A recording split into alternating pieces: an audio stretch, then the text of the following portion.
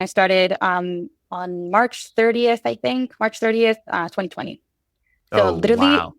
exactly everything Was it was like to just, the day or how long? I was like, because the thing is that I started and is when everything was starting to unravel. Yeah. And I was supposed to actually go and meet my teams in different parts of the world. Because I had a team reporting to me in Asia, in Japan, in UK, and US. And I was supposed to travel around to just at least meet them at least once a year. And they told me that I couldn't, and that it was just like, wait, what's actually going on? And so I ended up working with my teams for 4 years without having met them.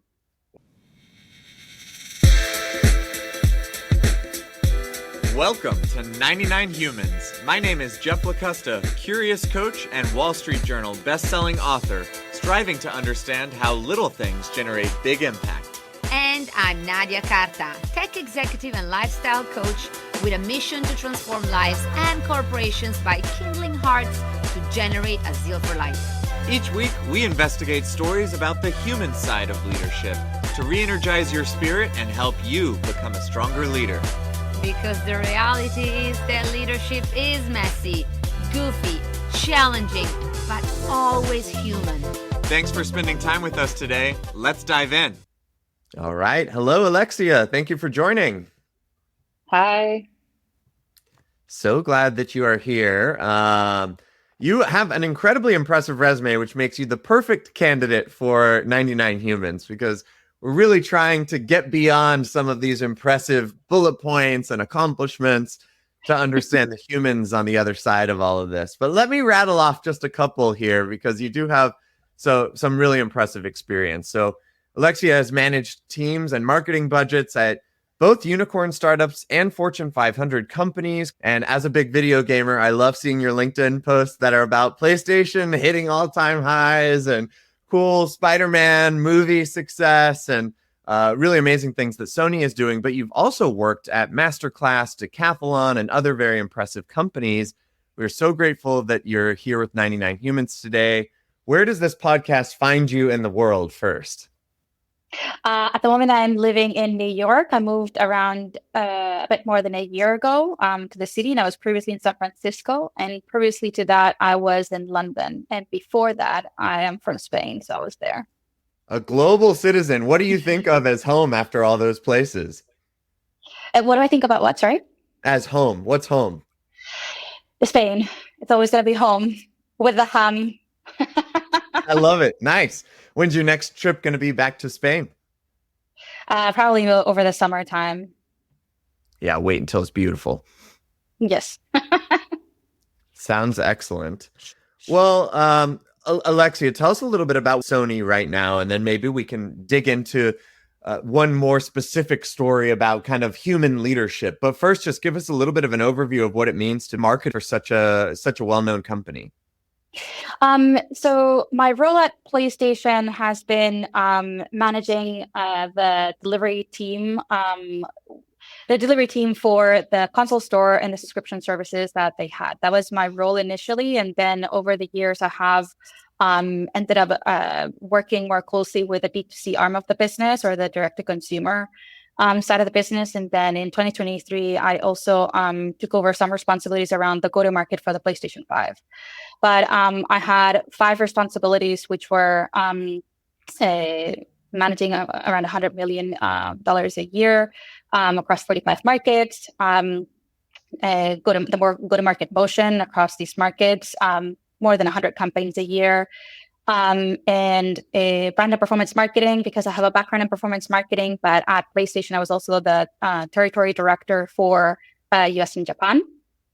Measurement and innovation, I had a marketing analyst reporting into me because I had some technical background as well that was useful for this role.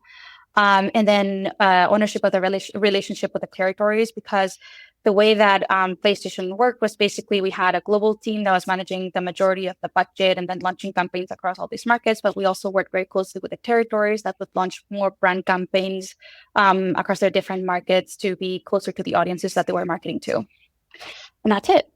Well, just that, just very straightforward. I think one of the things that sticks out to me, which is both impressive and something I'm curious to hear more about, is just how sort of widespread the responsibility set is, right? Like, obviously, $100 million, it's a big number, but you're also talking about 45 different unique markets, which all have then, I'm sure, sub-markets within those markets. And you probably slice and dice your audience a million different ways. But I'm curious, at a company like Sony and like PlayStation, how much of the role is sort of navigating the complexity of business, your own business, versus, in quotes, maybe doing the job, which is activating the $100 million to get impact? I think that you need to get really good at multitasking. Yeah, why do you laugh? Like, what's the laugh in response to? Because I think it's something that it takes time for you to develop in your career. I think that when you always start small, right? Like in my case, I started with one single marketing channel on the paid media side. And over the years, I acquired more and more channels on the paid media side, then owned, then earned, then shared. And leading teams was something that happened very early in my career. So how did you balance like the amount of responsibilities that you have plus leading teams and then leading cross-functional teams? So you need to get really good at how you manage your time. And that's an art on itself, in my opinion. Yeah.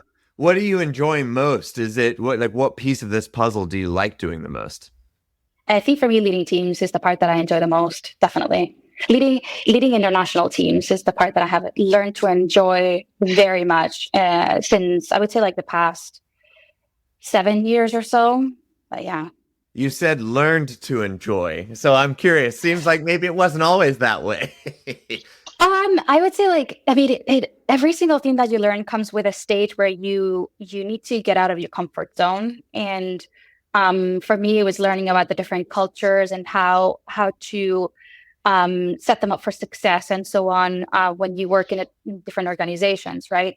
And so for me, there was a learning process, but I learned to really enjoy it through it. And then now it's the only thing that I want to do. I want to continue leading international teams for sure. Why?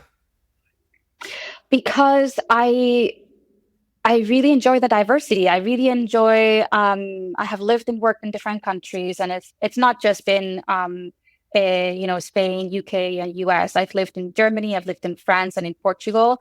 And I really like being able to unite teams under a set of goals for a business in a way that makes them feel very close to each other, despite the time zones, despite the cultural differences.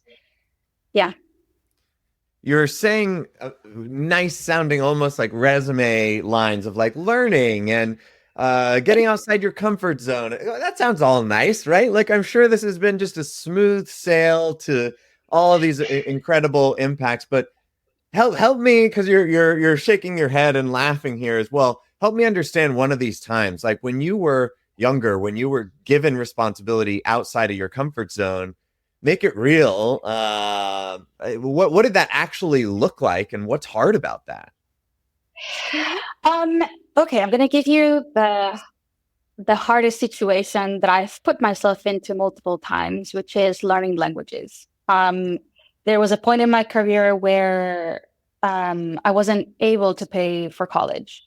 And so there was a point earlier on in my life that I wasn't able to pay for college. And the one way that I thought about doing it is, what about if I go to different countries and learn these languages at the same time that I'm earning some money that I could use to pay for college? Because if you wanted to do a waitress job in a different country, they would pay you more than in your own, right? So that's how I paid for college. But the hardest part is that you're going into a country with no knowledge of the language, doing whatever job there is. In my case, it was being a waitress, and just dealing with the fact that people are going to not treat you the kindest way sometimes because you're not able to communicate, right? And putting yourself in that uncomfortable situation, and it's not something that I would recommend to anyone. You need to be really strong for that.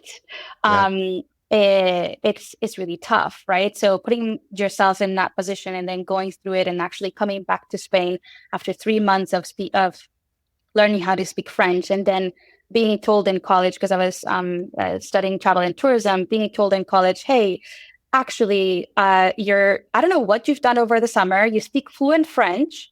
You may not need to take all the classes that we have in terms of, in French, because you already know how to speak French. So here's the opportunity for you to take the last test in the next 4 years that you're going to have in French. And then if you pass it, then you don't have to take French anymore. And what I did with that time is I was actually able to put it towards getting a full-time job in Spain in marketing. So what I mean by this is that it takes a lot of strength to go through uncomfortable situations for you to be able to learn and take yourself in the direction that you want to take in your career. And that made me a very competitive candidate in that market in Spain, because everyone was still trying to learn English, and I spoke 5 languages. You know what I mean? Wow. What a cool story. It really does highlight this point of it being worth going outside your comfort zone. So those 3 months in France learning a language ended up giving you time back at university, which you spent going into the field that you now work in at a very impressive level. Mm-hmm. Yeah. So why did you do this? Like, what gave you the desire? I mean, I understand maybe, going to school, but there are many different ways to get that job done. And you picked, to your own, credit and words, you picked one that's uncomfortable. Something that I would recommend everyone doing very early on in their career is to build what I call a career path document. So I put it together very early on in my career, where I was like, okay, what do I want to do in the next 20 years? And it's, again, you had a career plan document that long ago. Yes. Wow. Where the hell did you hear about this idea? I mean, like, most people, I feel like, are playing flip cup, drinking beer or something, and you're making a career plan document. That's very impressive, but I'm curious, how did you even hear about this, and where did that idea come from? It was my husband. So he's the one that recommended, like, why don't you start thinking about what is it that you want to do in the next several years and how you're going to achieve it. So he was definitely the origin of some really, really good ideas I've had in my career. I need to give him credit for that. Nice. But he suggested it, and that I started putting something very basic together. But what I knew is that, okay, in order for me to pay for college, what can I do? When there's no funds, what do you do? I need to move to London. Okay, how am I going to do that? Do I want to stay in travel and tourism? Do I want to have more variety of industry? And then I decided to take on a master's on communication. So I would have 2 options if I ever wanted to get one or the other. Which, funny enough, during the pandemic, if I had stayed in just one industry, travel and tourism, I would have been out of a job during the pandemic. You know what I mean? Yeah. So it's always been about, like, what options can I have? So I'm always in a position where I cannot pay for something anymore. You know what I mean? Yeah. What does that look like for you now? When you think about, like, having options and making sure that you're future focused, has that fallen to the back seat now as you found success in your career, or is that still something you're prioritizing at the forefront? It's always going to be a priority, because you never know. You never know. I mean, who would have expected a pandemic? But you just really never know. And because of that, it's always going to be in my mind, how do you build options for yourself? In my case, the direction that I decided to take was to work for multiple industries, and just get really good at being able to drive growth, no matter the industry that I work in, no matter the size of the business, no matter the business model that it is, B2B or B2C. That just, to me, it just doesn't matter. It's about, how do I grow a business, or how do I meet the goals of the business at the end of the day. You seem very good at speaking this cross-industry language. I mean, already in just a few minutes, it's obvious that you're very adept at translating your skills and experience and the things that you've accomplished in a language that resonates across multiple fields, that would help you have that optionality. And something that I notice as a coach and as a manager is that skill sometimes is quite rare. That I'll talk to individuals who have spent a decade in a field, And, of course, it's on a bad day, but they'll come and they'll say, I have no idea what I'm doing. I don't know how to write a resume bullet. I have no idea how to, like, what am I even doing every day I'm like, all right, I get that as a joke. But on the other hand, man, you're really limiting the options by not communicating what that actually looks like. And I'm curious, do you see a similar challenge out in the world and the circles that you run in, or maybe as marketers, this is something that comes more naturally to you? I mean, I didn't know that was unique, but I have seen a lot of people struggling with it. I think that for me, the most important thing, or the one that I see being the most common, is people don't understand their audiences. And I think that if you are, the way that you talk to a tech business needs to be different from a real estate business, or needs to be, they're going to have different things that they need to achieve. And because of that, you need to understand what they need, or where they want to go, and then adapt your message, or adapt the way that you highlight yourself as a relevant candidate or a relevant employee to them. But yeah. A little bit of a kind of back to story time question, but I'm curious for the last challenge that you had to overcome, either in your role or in personal life, that kind of impacted work somehow. But I think hearing you speak is so impressive that, part of this rehumanization is like, yeah, but you've got challenges too. And you get on the other side and you learn and you're outside your comfort zone. But what does that look like? We heard what it looked like as you were on your way to become, an impressive director at Sony. But what does it look like when you're there? How do those challenges either change or stay the same? I think that one of the biggest challenge, not just for me, but also for any people manager that was leading teams worldwide, was during the pandemic. I know this is probably going to be a very common topic, but it was in a way, it was a little bit heartbreaking, because first of all, like, I started with PlayStation. I started on March 30th, I think, March 30th, 2020. So literally, wow. Exactly. Everything was it like to the day, or how long? I was like, because the thing is that I started, and is when everything was starting to unravel. Yeah. And I was supposed to actually go and meet my teams in different parts of the world, because I had a team reporting to me in Asia, in Japan, in UK, and US. And I was supposed to travel around to just at least meet them at least once a year. And they told me that I couldn't, and that it was just like, wait, what's actually going on? And so I ended up working with my teams for 4 years without having met them. Wow. Well, actually, no, I did meet my team in the UK, in the US, but Asia and Japan, I was never able to meet them. So the question, going through all of this, you need to think that we were all losing people. We were losing family members, we were losing friends. It was really, really, and many of us, we were not, well, in my case, it was a bit different, but many people were not able to get out of their homes for a long time, right? Their apartments, they were like between four walls all day, all night, right? And so it was a really, really tough time. And at the end of the day, whether we wanted to hear it or not, work is 8 hours a day. It's a long time in a day where you just cannot ignore it, right? So taking my team from, feeling isolated to feeling like a united team during that time was something that I really, really wanted to do, and I was able to do, just so we would be able to support each other, even across time zones, even across cultures. To me, that was very important back then. What do you think was unique about that sort of multinational element that you were juggling at the same time, compared to somebody with, a fully, let's say, US-based team going through COVID? I was able to understand their point of views, I think, because I have lived and worked in different countries. I was able to understand where they were coming from. But it's not just a cultural thing. It's also understanding or knowing your teams very well individually, and understanding what were their aspirations, what they wanted to do, what they liked doing, hobbies and so on. But then, day in, day out, like, how are you doing? You know what I mean? It wasn't just a cultural a cultural alignment.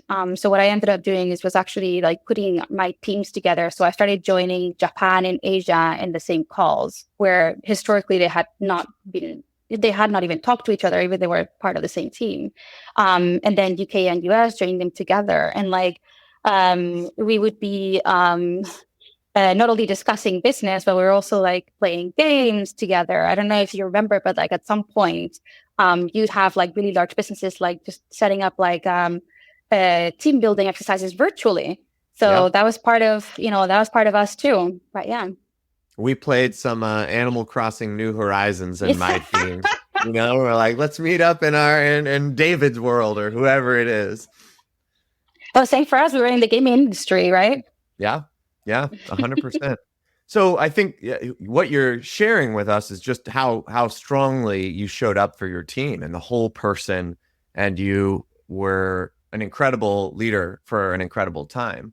But at the same time, you're also going through a pandemic. So yeah, how was that? Like my experience of the pandemic, which inspired starting this podcast, was feeling like responsibilities were really kind of piled on middle managers, where I got a little bit bitter. Like if I'm really honest, I'm like, while I want to show up for my team 100%, I'm also like, can somebody show up for me, please? Like, we're dying over here. But I'm curious if any of that resonates, or if you felt like, you were able to juggle your own well-being along with your whole team's no problem. I think for me is that things were moving so quickly that there were so many businesses that didn't have any guidance.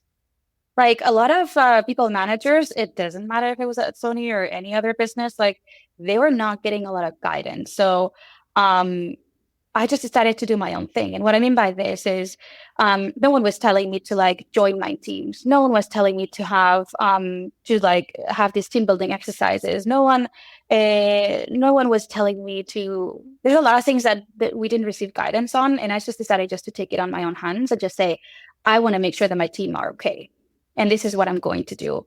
And there are some businesses will put some guidance around like the sort of like check-ins that you should have with your teams, like one-to-ones and quarterly meetings and the annual reviews. I decided to just build my own. So and I wanted to make sure that my team was okay, because it was an exceptional time and it was a very unusual situation. And without no guidance, I think that the best thing that you can do is just build your own world or build your own culture within the team and just go with that. Obviously, you need to cross-check things, and I had regular catch-ups with my team together to understand what was working for them, what was not working for them, if they wanted to change anything. So listening is a huge part of it as well. It's not just I'm going to set up my own thing and that's it, regardless of what anyone thinks. Yeah. You know what I mean? It was built with the team. Where did that come from? Like, that is such confidence and just leadership at the end of the day. But where do you think those instincts came from that you rose to meet such an incredible moment so well? Because I do feel like a lot of leaders during that time were sort of looking for permission, like, should I do this? There is such a vacuum of what to do because nobody knew what to do. And so you either rose to meet the moment as you did, or sat around looking around for somebody to tell you what the heck to do. Yeah, I think that for me, I think it was also seeing how things were affecting my team, that I was like, okay, I think I'm just going to be telling what I'm going to be doing. And if they tell me not to continue, then I can stop. But I'd rather just take action, obviously like reasonable action, and always being careful with what you're doing and being respectful and so on. And asking my team, like, what do you want and so on. And then if anything, if I had to change anything, then I would, right? But, no one really said anything. If anything, it was something that was taken very positively. And the team, just to give you an example, like the satisfaction of the team, that they do, many businesses do the ENPS scoring surveys with the employees. It went up 20% year on year. Like my team was very, very happy. And to me, like, there is validation that needs to come from leadership, but for me, the important thing was also validation from my team. And not only that, like that eventually turned to be something that was exceptional, like very, very unique. Many people managers had not implemented that in many businesses, not just Sony. And that was something that caught the attention of SVP and VP level. And I ended up working in, randomly ended up working in strategic initiatives related to future of work. Wow. Right. Yeah. It had nothing to do with marketing, but it's something that I've always felt really passionate about. Well, and it had a lot to do with what the company's need was at the time. I mean, figuring out that still is paying huge dividends, but especially then was the only way to get work done. I noticed, and I'll put a hypothesis forward, and I'm curious what you think. One of the secret ingredients that you mentioned was call it psychological safety or knowing your team as individuals, but you say very easily, well, if they didn't like what I was doing, they would just tell me. And a very common challenge is that actually that's not true. People don't always tell their leaders feedback or what's working, what's not working. And that is the downfall of so many leaders who are living in echo chambers or who are. And I'm curious if you agree that was a secret sauce, like having a real relationship that meant, yes, you were getting like very real time, like, yeah, do more of that, do less of that, that made all the difference for you. Yes, definitely. I think that building a close relationship with your team, building trust is what I think. Building trust and collaboration, and then seeing that I was doing it for them meant something, to the point where they would be able to see me as someone approachable when they were in challenges. They were able to talk to me about it. Don't get me wrong, the ENPS scoring survey is anonymous at the end of the day, and at least I wasn't able to see in any business who was saying what. So there's always that space, that quote unquote safe space, if you wanted to call it that. But my relationship with my team was very good in the way that they would be able to tell me these things themselves, and I would be able to take action. Because one thing that I think is very important is that if you receive feedback, you need to take action. So that's something that I always did, and that's why I was able to get continuous feedback from my team, because I was actually saying, if you're telling me something is something that I can actually implement, then I will do it. I love that. I think that's actually so obvious and so rarely done. Like, we do ask for feedback and then oftentimes like, great, thank you very much, and continue on. Like, do something, take action. That's an amazing tip here. But when you say, building trust and collaboration is key, are there any other sort of tactical tips that you have for folks who go, yeah, I want to build trust and collaboration? How the heck do you do it? So I think again, it goes back to just building your own culture in the team. And what I mean by this is that you're going to get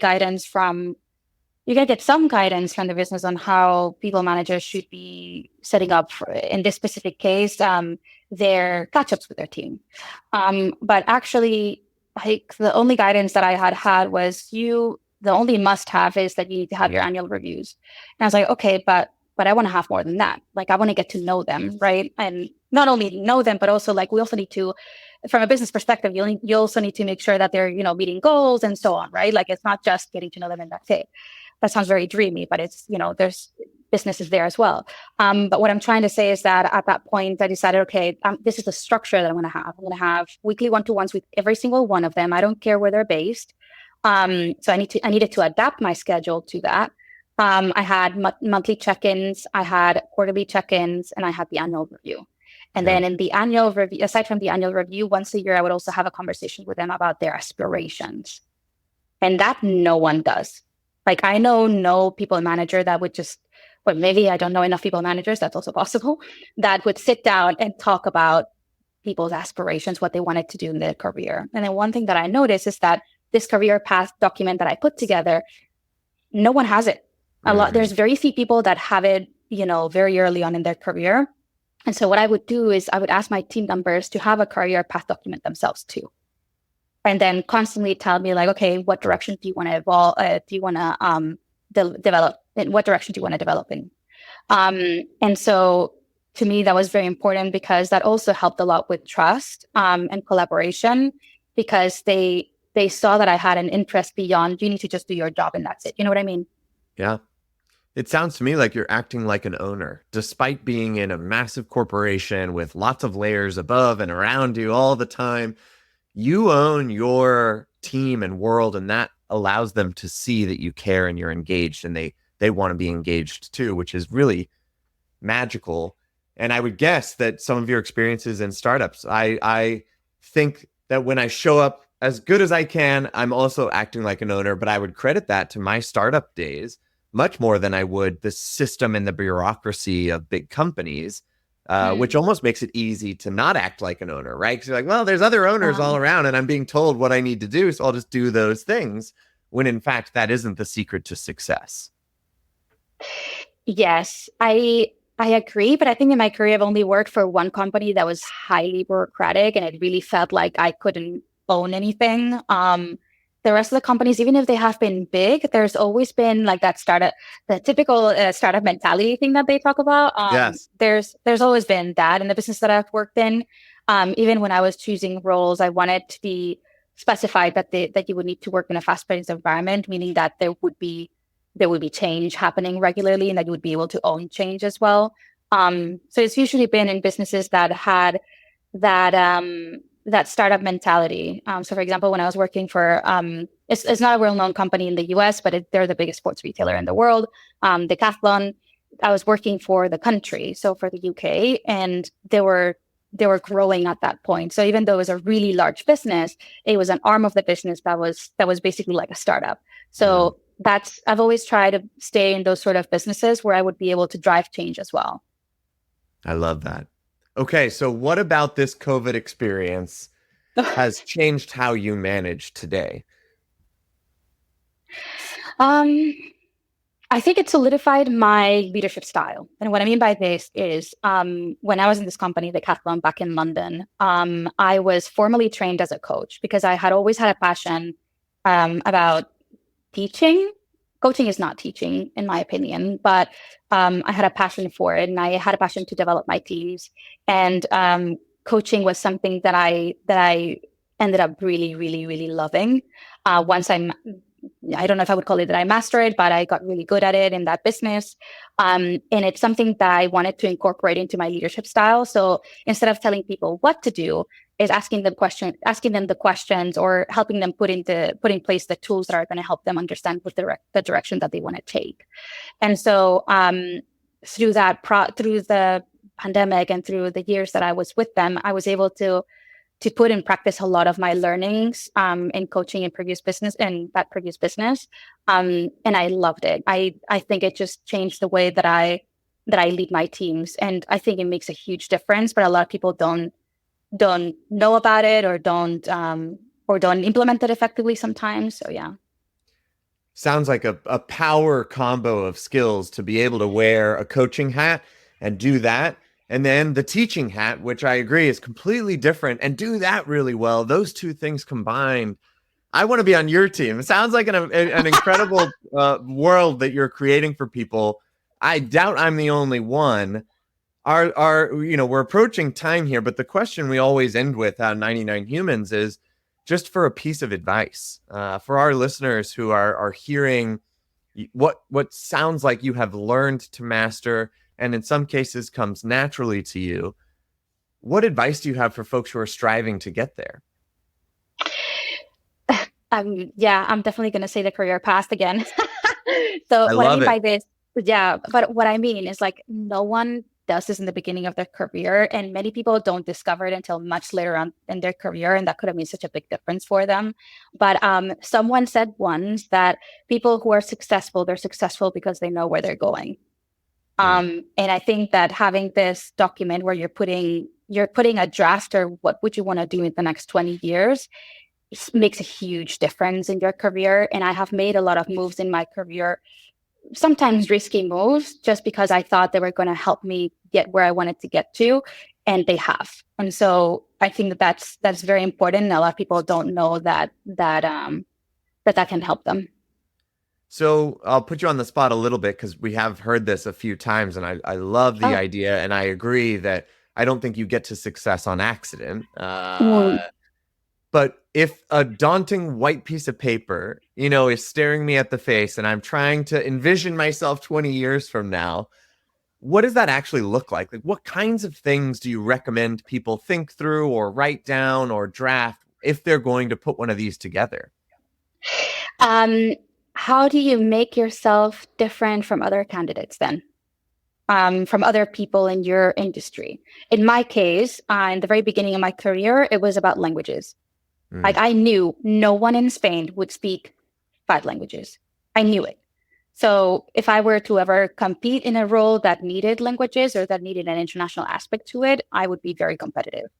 When it came down to, for example, paid media, I got really good at understanding the customer, which at the end of the day should be the center of everything.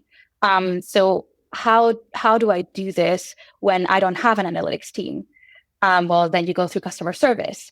Like at different stages in your career, I know that I'm going back to the career path document, but you need to identify what are the skills that are going to make you get into the next role, but then also they're going to make you different from other people, more competitive. And I think that's key. In your career, you are the product. And I hear you using that marketing language. Like, what are the unique selling points of your application, of your path?